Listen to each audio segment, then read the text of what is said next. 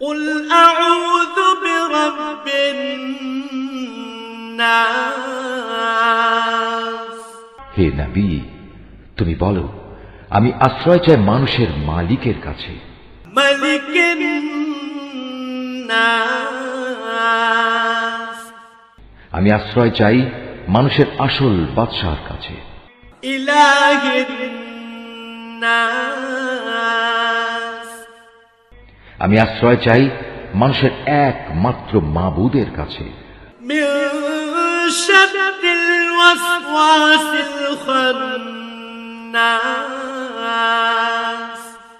আমি আশ্রয় চাই কুমন্ত্রণা দানকারীর অনিষ্ট থেকে, যে প্ররোচনা দিয়েই গা ঢাকা দেয়। الذي يوسوس في صدور الناس যে মানুষের অন্তরে কুমন্ত্রণা দেয়। من الجنة والناس